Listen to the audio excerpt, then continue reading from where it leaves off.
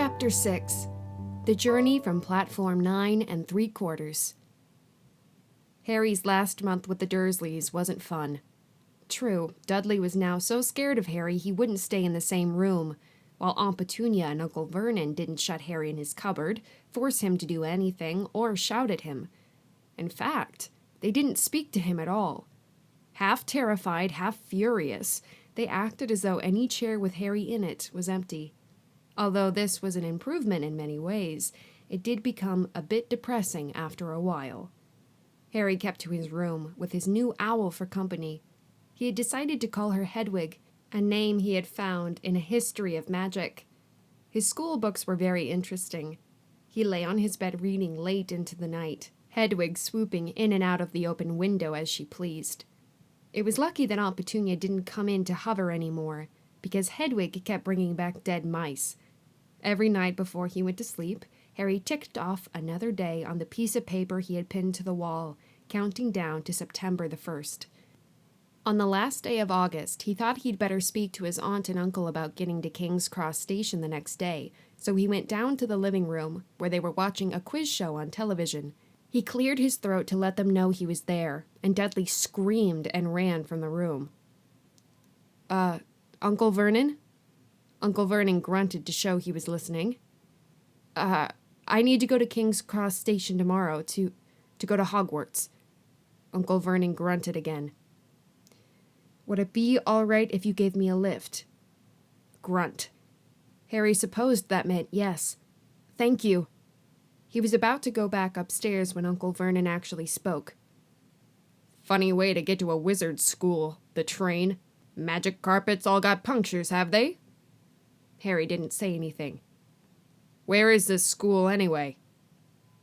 "I don't know," said Harry, realizing this for the first time. He pulled the ticket Hagrid had given him out of his pocket. "I just take the train from platform 9 3/4 at 11 o'clock, he read. His aunt and uncle stared. "Platform what?" 9 3/4. "Don't talk rubbish," said Uncle Vernon. "There is no platform 9 3/4. "It's on my ticket." "Barking," said Uncle Vernon. "Howling mad, the lot of them. You'll see. You just wait. All right, we'll take you to King's Cross. We're going up to London tomorrow anyway, or I wouldn't bother." "Why are you going to London?" Harry asked, trying to keep things friendly. "Taking Dudley to hospital," growled Uncle Vernon. "Got to have that ruddy tail removed before he goes to Smeltings." Harry woke at 5 o'clock the next morning and was too excited and nervous to go back to sleep. He got up and pulled on his jeans because he didn't want to walk into the station in his wizard's robes. He'd change on the train. He checked his Hogwarts list yet again to make sure he had everything he needed, saw that Hedwig was shut safely in her cage, and then paced the room, waiting for the Dursleys to get up. 2 hours later, Harry's huge, heavy trunk had been loaded into the Dursleys' car. Aunt Petunia had talked Dudley into sitting next to Harry, and they had set off. They reached King's Cross at 10:30. Uncle Vernon dumped Harry's trunk onto a trolley and wheeled it into the station for him. Harry thought this was strangely kind, until Uncle Vernon stopped dead, facing the platforms with a nasty grin on his face. "Well, there you are, boy. Platform 9, platform 10. Your platform should be somewhere in the middle, but they don't seem to have built it yet, do they?" He was quite right, of course. There was a big plastic number 9 over one platform, and a big plastic number 10 over the one next to it, and in the middle, nothing at all.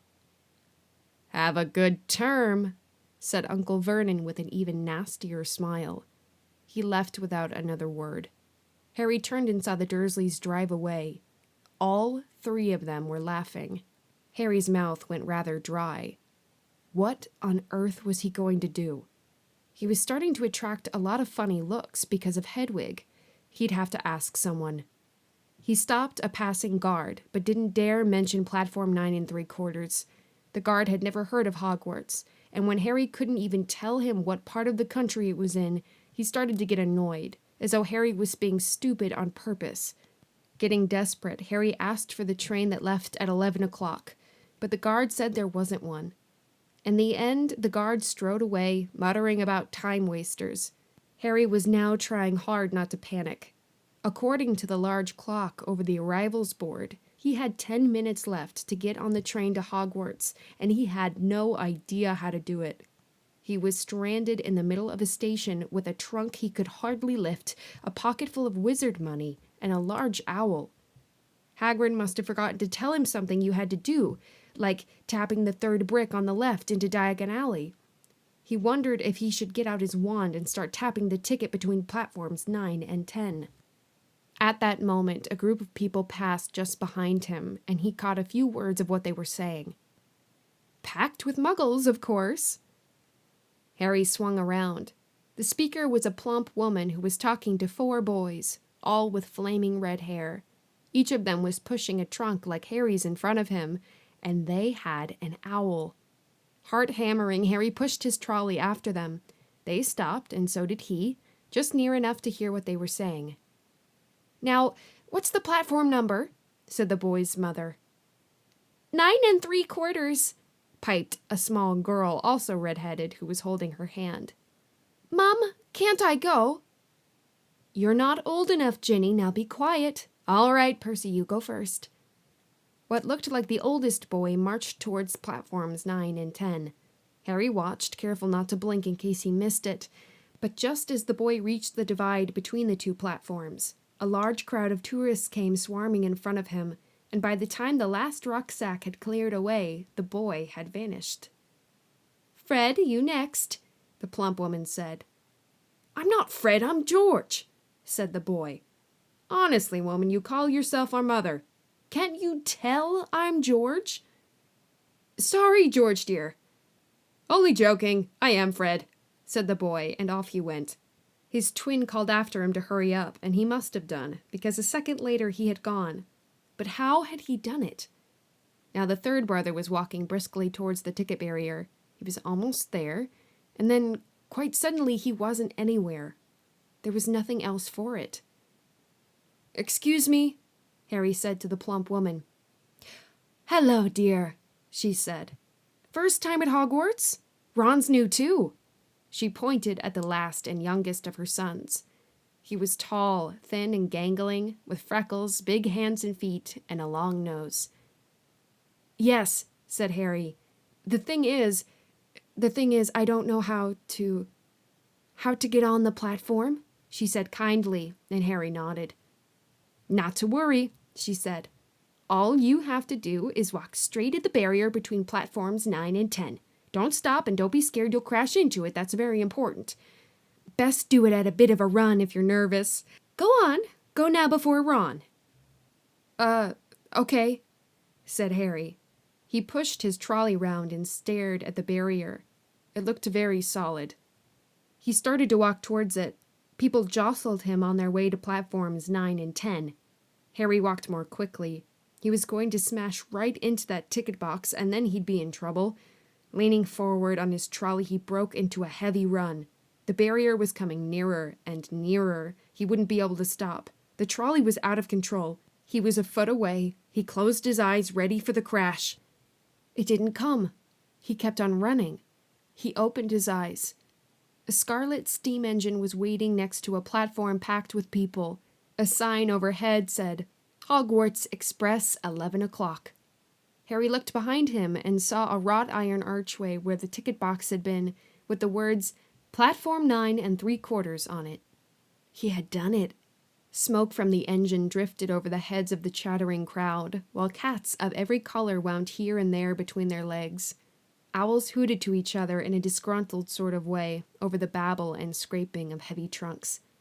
The first few carriages were already packed with students, some hanging out of the window to talk to their families, some fighting over seats. Harry pushed his trolley off down the platform in search of an empty seat.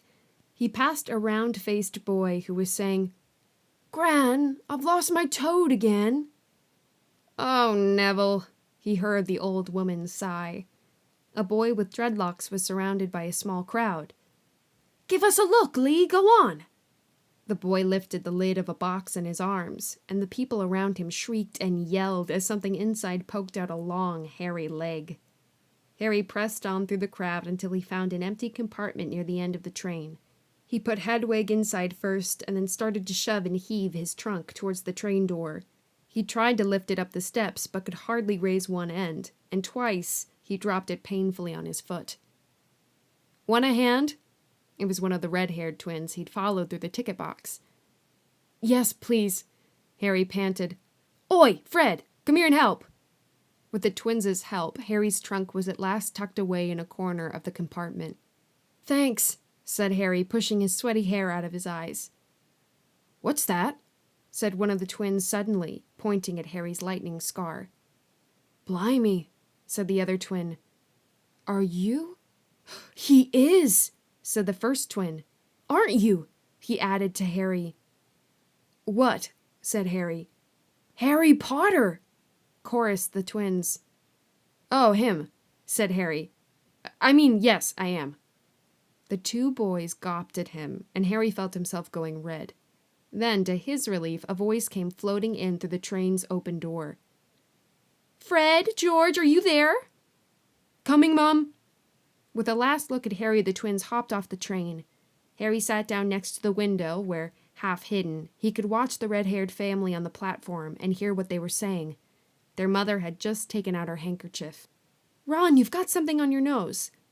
The youngest boy tried to jerk out of the way, but she grabbed him and began rubbing the end of his nose. "Mom, get off!" He wriggled free. "Oh, has Ickle Ronnie got something on his nose?" said one of the twins. "Shut up," said Ron. "Where's Percy?" said their mother. "He's coming now." The oldest boy came striding into sight. He had already changed into his billowing black Hogwarts robes, and Harry noticed a shiny red and gold badge on his chest with the letter P on it. "Can't stay long, Mother," he said. "I'm up front. The prefects have got 2 compartments to themselves." "Oh, are you a prefect, Percy?" said one of the twins with an air of great surprise. "You should have said something. We had no idea." "Hang on, I think I remember him saying something about it," said the other twin. "Once? Or twice? A minute? All summer?" "Oh, shut up," said Percy the prefect. "How come Percy gets new robes anyway?" said one of the twins. "Because he's a prefect," said their mother fondly. "All right, dear. Well, have a good term. Send me an owl when you get there." She kissed Percy on the cheek and he left. Then she turned to the twins. "Now, you two. This year, you behave yourselves. If I get one more owl telling me you've blown up a toilet or..." "Blown up a toilet? We've never blown up a toilet." "Great idea, though. Thanks, Mum." "It's not funny. And look after Ron." "Don't worry. Ickle Ronnykins is safe with us." "Shut up," said Ron again. He was almost as tall as the twins already, and his nose was still pink from where his mother had rubbed it. "Hey, Mom, guess what? Guess who we just met on the train?" Harry leaned back quickly so they couldn't see him looking. "You know that black-haired boy who was near us in the station? Know who he is?" "Who?" "Harry Potter!" Harry heard the little girl's voice. "Oh, Mom, can I go on the train and see him, Mom? Oh, please!" "You've already seen him, Ginny, and the poor boy isn't something you goggle at in a zoo." "Is he really, Fred? How do you know?" "Asked him. Saw his scar. It's really there, like lightning." Poor dear. No wonder he was alone, I wondered. He was ever so polite when he asked how to get on the platform. "Never mind that. Do you think he remembers what you-know-who looks like?" Their mother suddenly became very stern. "I forbid you to ask him, Fred. No, don't you dare, as though he needs reminding of that on his first day of school." "All right, keep your hair on." A whistle sounded. "Hurry up," their mother said, and the 3 boys clambered onto the train. They leant out of the window for her to kiss them goodbye, and their youngest sister began to cry. "Don't, Ginny, we'll send you loads of owls." "We'll send you a Hogwarts toilet seat." "George!" "Only joking, Mum." The train began to move.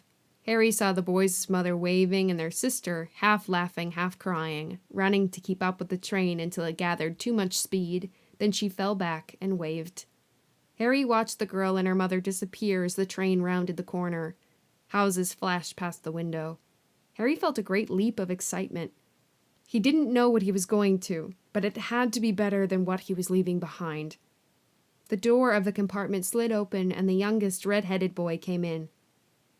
"Anyone sitting here?" he asked, pointing at the seat opposite Harry. "Everywhere else is full." Harry shook his head and the boy sat down. He glanced at Harry and then looked quickly out of the window, pretending he hadn't looked. Harry saw he still had a black mark on his nose. "Hey, Ron." The twins were back. "Listen, we're going down the middle of the train. Lee Jordan's got a giant tarantula down there." "Right," mumbled Ron. "Harry," said the other twin, "did we introduce ourselves? Fred and George Weasley, and this is Ron, our brother. See you later, then." "Bye," said Harry and Ron. The twins slid the compartment door shut behind them. "Are you really Harry Potter?" Ron blurted out. Harry nodded. "Oh, well, I thought it might be one of Fred and George's jokes," said Ron. "And have you really got, He pointed at Harry's forehead. Harry pulled back his fringe to show the lightning scar. Ron stared. "So that's where you know who?" "Yes," said Harry, "but I can't remember it." "Nothing?" said Ron eagerly. "Well, I remember a lot of green light, but nothing else." "Wow," said Ron. He sat and stared at Harry for a few moments. Then, as though he had suddenly realized what he was doing, he looked quickly out of the window again. "Are all your family wizards?" asked Harry, who found Ron just as interesting as Ron found him. Yes, I think so," said Ron. "I think Mum's got a second cousin who's an accountant, but we never talk about him."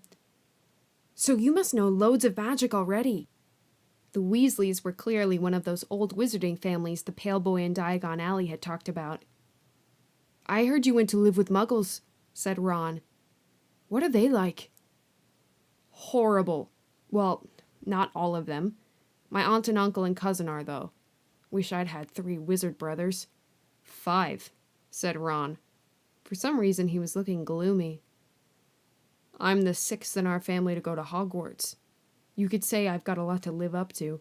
Bill and Charlie have already left. Bill was head boy and Charlie was captain of Quidditch. Now Percy's a prefect.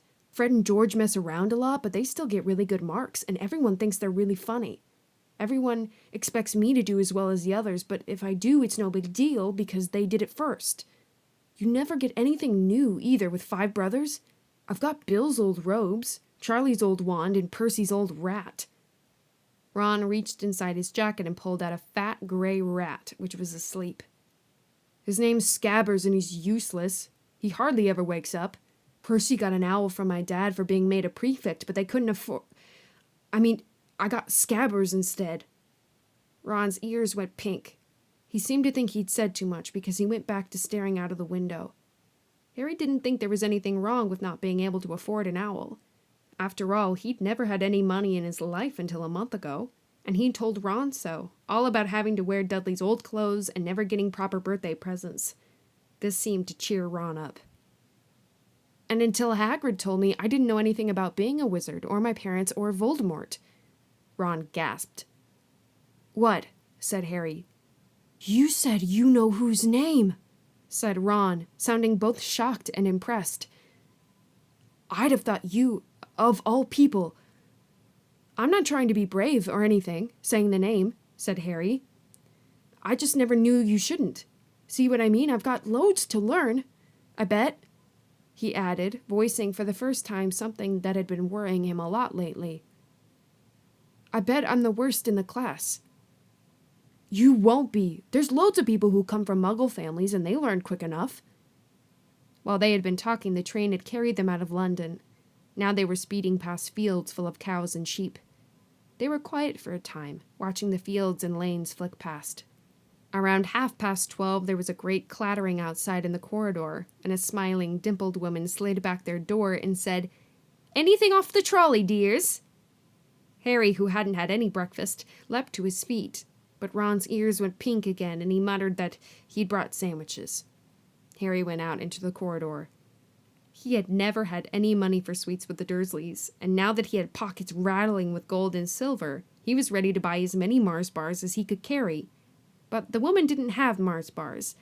What she did have were Bertie Bott's Every Flavor beans, Drooble's Best Blowing Gum, chocolate frogs, pumpkin pasties, cauldron cakes, licorice wands, and a number of other strange things Harry had never seen in his life. Not wanting to miss anything, he got some of everything, and paid the woman 11 silver sickles and 7 bronze nuts.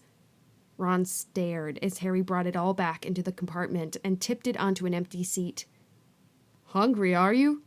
"Starving," said Harry, taking a large bite out of a pumpkin pasty. Ron had taken out a lumpy package and unwrapped it. There were 4 sandwiches in there. He pulled one of them apart and said, "She always forgets I don't like corned beef." "Swap you for one of these," said Harry, holding up a pasty. "Go on."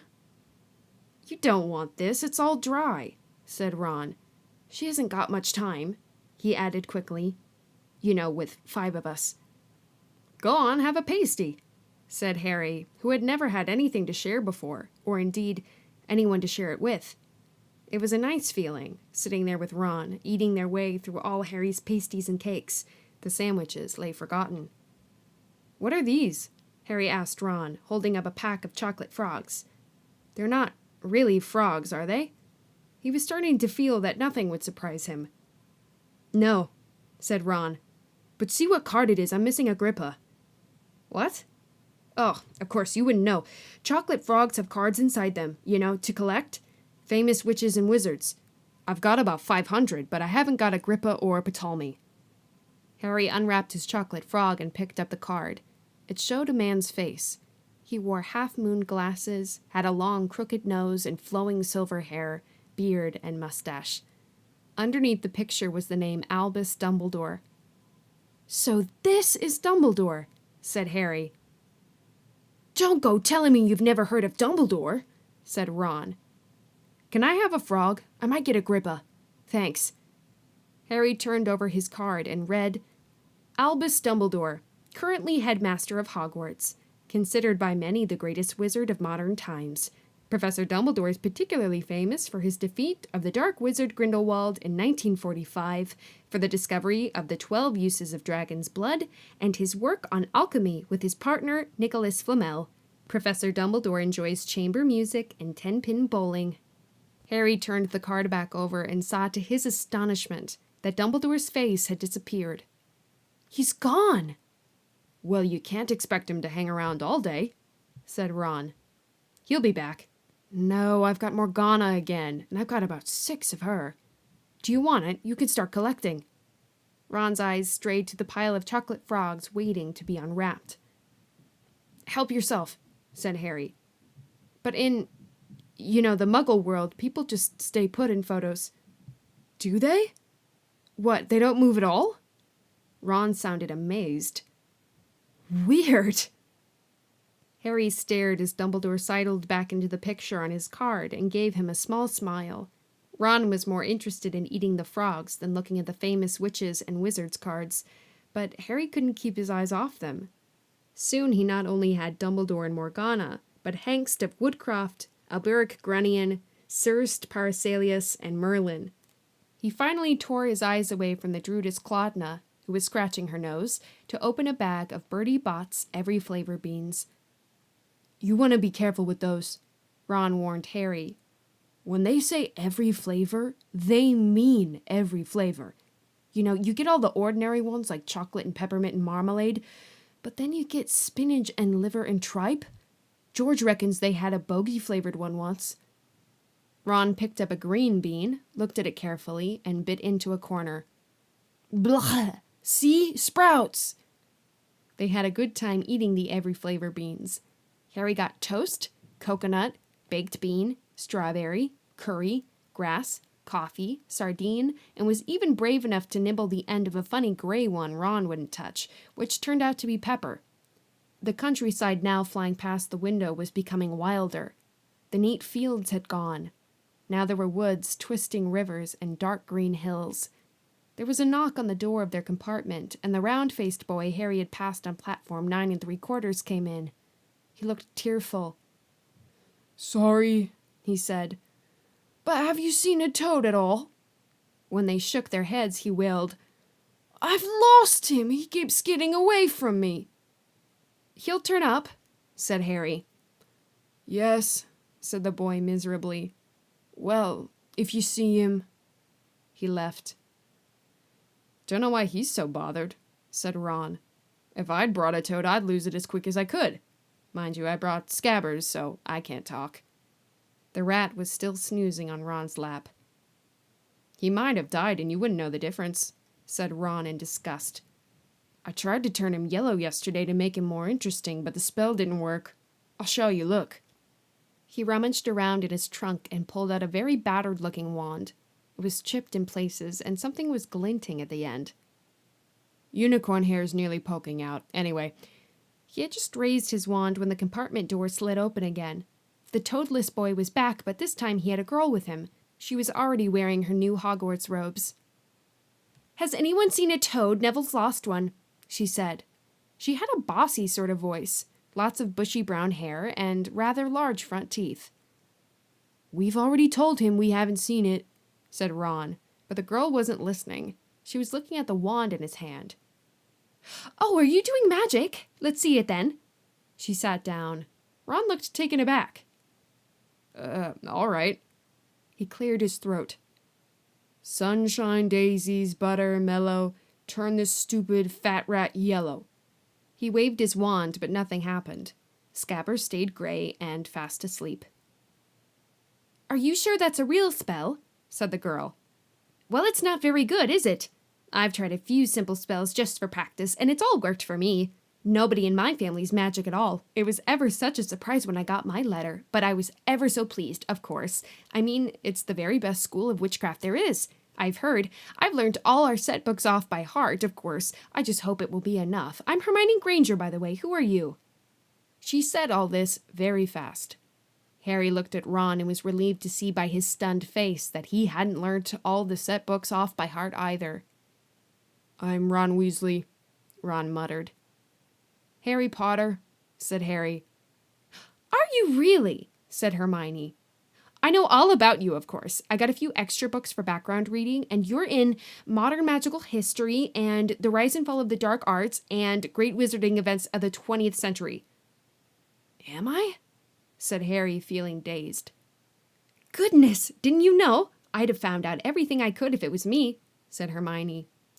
Do either of you know what house you'll be in? I've been asking around, and I hope I'm in Gryffindor. It sounds by far the best. I hear Dumbledore himself was one, but I suppose Ravenclaw wouldn't be too bad. Anyway, we'd better go and look for Neville's toad. You two had better change, I expect we'll be there soon. And she left, taking the toadless boy with her. Whatever house I'm in, I hope she's not in it, said Ron. He threw his wand back into his trunk. Stupid spell. George gave it to me. Bet he knew it was a dud. What house are your brothers in? Asked Harry. Gryffindor, said Ron. Gloom seemed to be settling on him again. Mom and Dad were in it too. I don't know what they'll say if I'm not. I don't suppose Ravenclaw would be too bad, but imagine if they put me in Slytherin. That's the house you know who was in? Yeah, said Ron. He flopped back into his seat, looking depressed. I think the ends of Scabbers' whiskers are a bit lighter, said Harry, trying to take Ron's mind off houses. So, what do your oldest brothers do now they've left anyway? Harry was wondering what a wizard did once he'd finished school. Charlie's in Romania studying dragons, and Bill's in Africa doing something for Gringotts, said Ron. Did you hear about Gringotts? It's been all over the Daily Prophet, but I don't suppose you get that with the Muggles. Someone tried to rob a high-security vault. Harry stared. Really? What happened to them? Nothing. That's why it's such big news. They haven't been caught. My dad says it must have been a powerful dark wizard to get around Gringotts, but they don't think they took anything. That's what's odd.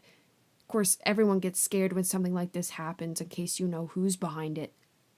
Harry turned this news over in his mind. He was starting to get a prickle of fear every time you know who was mentioned. He supposed this was all part of entering the magical world, but it had been a lot more comfortable saying Voldemort without worrying. What's your Quidditch team? Ron asked. I don't know any," Harry confessed. "What?" Ron looked dumbfounded. "Oh, you wait. It's the best game in the world."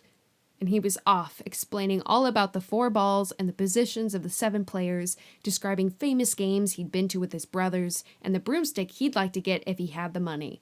He was just taking Harry through the finer points of the game when the compartment door slid open yet again, but it wasn't Neville, the toadless boy, or Hermione Granger this time.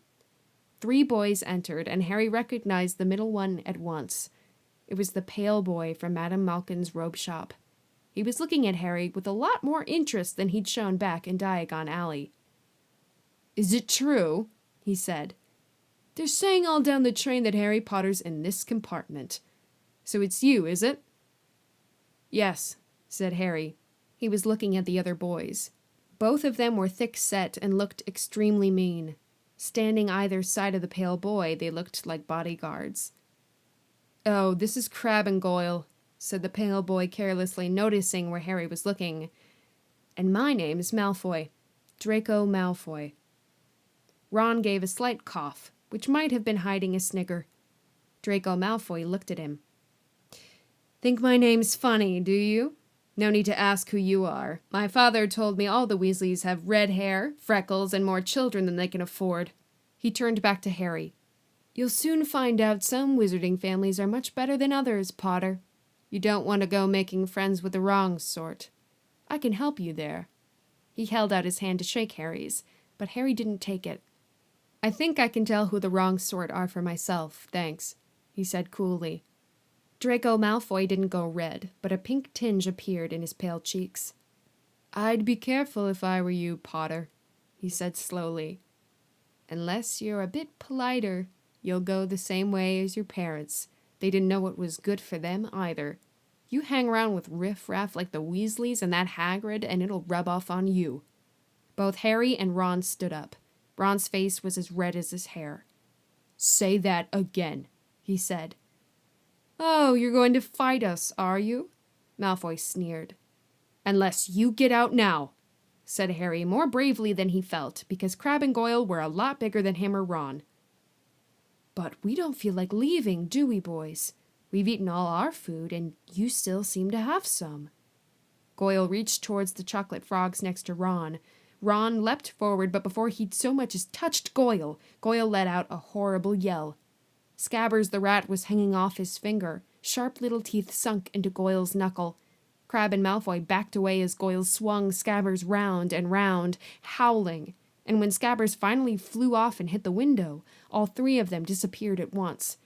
Perhaps they thought there were more rats lurking among the sweets, or perhaps they'd heard footsteps, because a second later Hermione Granger had come in. "What has been going on?" she said, looking at the sweets all over the floor and Ron picking up Scabbers by his tail. "I think he's been knocked out," Ron said to Harry. He looked closer at Scabbers. "No, I don't believe it. He's gone back to sleep."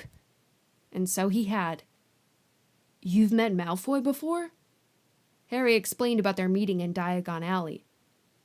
"I've heard of his family," said Ron darkly. "They were some of the first to come back to our side after you-know-who disappeared. Said they'd been bewitched. My dad doesn't believe it. He says Malfoy's father didn't need an excuse to go over to the dark side." He turned to Hermione. "Can we help you with something?" "You'd better hurry up and put your robes on. I've just been up to the front to ask the driver, and he says we're nearly there. You haven't been fighting, have you? You'll be in trouble before we even get there." "Scabbers has been fighting, not us," said Ron, scowling at her. "Would you mind leaving while we change?" "All right. I only came in here because people outside are behaving very childishly, racing up and down the corridors," said Hermione in a sniffy voice. "And you've got dirt on your nose, by the way, did you know?" Ron glared at her as she left. Harry peered out of the window. It was getting dark. He could see mountains and forest under a deep purple sky. The train did seem to be slowing down. He and Ron took off their jackets and pulled on their long black robes. Ron's were a bit short for him. You could see his trainers underneath them. A voice echoed through the train. "We will be reaching Hogwarts in 5 minutes' time. Please leave your luggage on the train. It will be taken to the school separately." Harry's stomach lurched with nerves, and Ron, he saw, looked pale under his freckles. They crammed their pockets with the last of the sweets and joined the crowd thronging the corridor. The train slowed right down and finally stopped. People pushed their way towards the door and out onto a tiny, dark platform. Harry shivered in the cold night air. Then a lamp came bobbing over the heads of the students, and Harry heard a familiar voice. First years over here. All right there, Harry?" Hagrid's big hairy face beamed over the sea of heads. "Come on, follow me. Any more first years? Mind your step now. First years, follow me." Slipping and stumbling, they followed Hagrid down what seemed to be a steep, narrow path. It was so dark either side of them that Harry thought there must be thick trees there. Nobody spoke much. Neville, the boy who kept losing his toad, sniffed once or twice.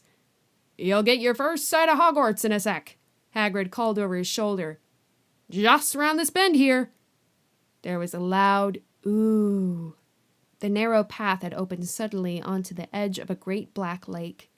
Perched atop a high mountain on the other side, its windows sparkling in the starry sky, was a vast castle with many turrets and towers. "No more'n 4 to a boat," Hagrid called, pointing to a fleet of little boats sitting in the water by the shore. Harry and Ron were followed into their boat by Neville and Hermione. "Everyone in?" shouted Hagrid, who had a boat to himself. "Right then, forward!" And the fleet of little boats moved off all at once, gliding across the lake, which was as smooth as glass. Everyone was silent, staring up at the great castle overhead. It towered over them as they sailed nearer and nearer to the cliff on which it stood. "Heads down!" yelled Hagrid as the first boats reached the cliff. They all bent their heads, and the little boats carried them through the curtain of ivy, which hid a wide opening in the cliff face. They were carried along a dark tunnel, which seemed to be taking them right underneath the castle, until they reached a kind of underground harbor, where they clambered out onto rocks and pebbles. "Oi, you there! Is this your toad?" said Hagrid, who was checking the boats as people climbed out of them. "Trevor!" cried Neville blissfully, holding out his hands. Then they clambered up a passageway in the rock after Hagrid's lamp, coming out at last onto smooth, damp grass right in the shadow of the castle. They walked up a flight of stone steps and crowded around the huge oak front door. "Everyone here? You there, still got your toad?" Hagrid raised a gigantic fist and knocked 3 times on the castle door.